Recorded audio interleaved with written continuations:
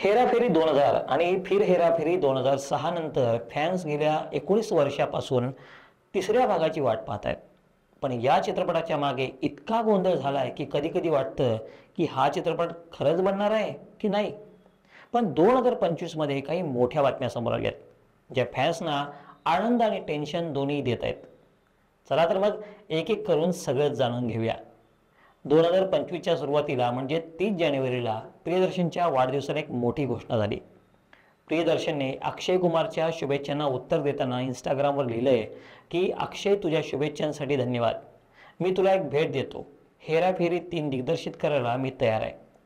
अक्षय, सुनील शेट्टी, परेश रावल, तुम्ही तयार आहात का? यावर अक्षयने लगेच रिप्लाय केला, प्रियदर्शन सर, हा तर माझ्यासाठी सर्वोत्तम गिफ्ट आहे. चला करूया थोडी हेराफेरी. ही बातमी ऐकून फॅन्सच्या मनात लाडूच फुटलेत. कारण हेराफेरीचा पहिला भाग दिग्दर्शित करणारा प्रियदर्शन पुन्हा येतोय आणि अक्षय कुमार सुद्धा पूर्ण उत्साहात आहे.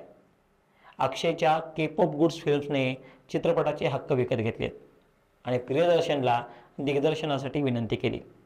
याचा अर्थ आपली लाडकी तिकडी राजू, श्याम आणि बाबूराव पुन्हा एकदा मोठ्या पडद्यावर धमाल करणार. पण थांबा, इथेच गोष्ट संपत नाहीये. इथून खरी हेराफेरी सुरू झाली आहे. मे 2025 मध्ये एक धक्कादायक बातमी समोर आली. परेश रावल यांनी हेराफेरी 3 सोडल्याचं जाहीर केलंय. होय, आपला बाबूराव गणपतराव आपटे चित्रपटातून बाहेर पडलाय. परेश यांनी एक्सवर ट्विट करून सांगितलं की त्यांचा हा निर्णय क्रिएटिव्ह डिफरन्सेसमुळे नाही तर काही वैयक्तिक कारणांमुळे.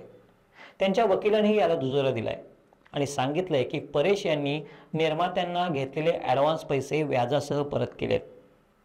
पण इथेच गोष्ट थांबलेली नाहीये. अक्षय कुमारच्या केप ऑफ गुड्स फिल्मने परेश रावल यांच्यावर 25 कोटींचा कॉन्ट्रॅक्ट ब्रीचचा केस दाखल केलाय. आता यामुळे फॅन्स भलतेच नाराज झालेत. एक्सवर #हेराफेरी3 आणि #परेश रावल ट्रेंड सुरू झालाय.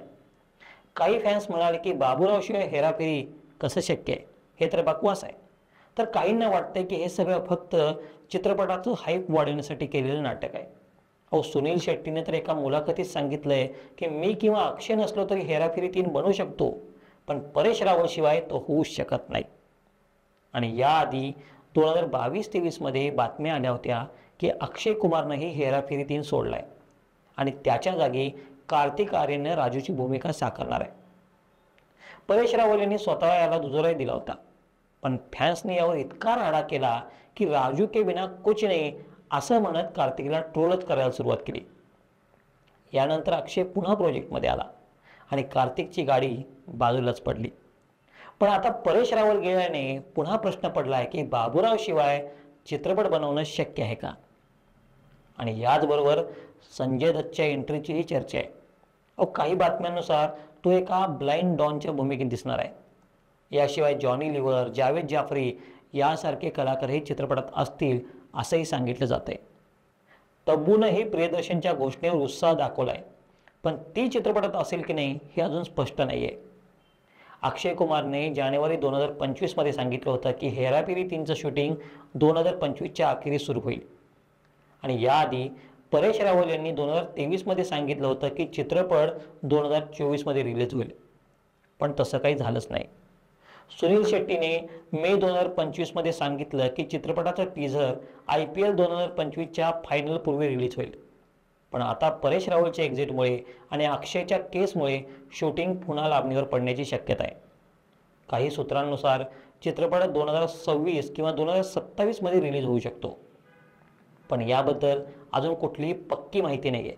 हेराफेरी 3ची कथा फिर हेराफेरीच्या क्लायमॅक्स पासून पुढे जाणार आहे, जिथे राजू बंदुका नदीत फेकणार असतो असं सांगितलं जात आहे.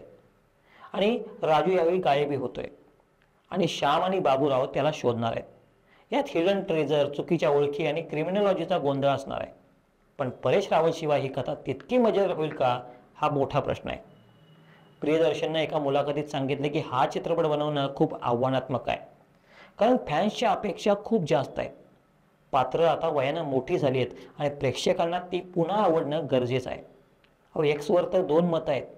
काही जण म्हणतात की परेश रावलचं एक्झिट आणि अक्षयची केस हे सगळं फक्त चित्रपटाचं हाईप वाढवण्यासाठी केले. पण हेराफेरी 3 सारख्या चित्रपटाला जो आधीच सुपर हायप्ड आहे, अशा स्वस्त युक्त्यांची गरज आहे का त्याला? आणि दुसरं मत असं की हे सगळं खरं आहे आणि जर खरं असेल तर फॅन्ससाठी हा खूप मोठा धक्का आहे. परेश यांच्या वकिलांनी सांगितलं की अक्षयच्या केस फार काळ टिकणार नाही आहे, कारण परेश यांना स्क्रिप्ट आणि ॲग्रीमेंटच मिळालं नाही आहे. हेराफेरी 3च्या मागे गेल्या अनेक वर्षापासून गोंधळ चालू आहे. 2015मध्ये जॉन अब्राहिम आणि अभिषेक बच्चन यांच्यासोबत चित्रपटाची घोषणाही झाली होती, पण तो रखडला.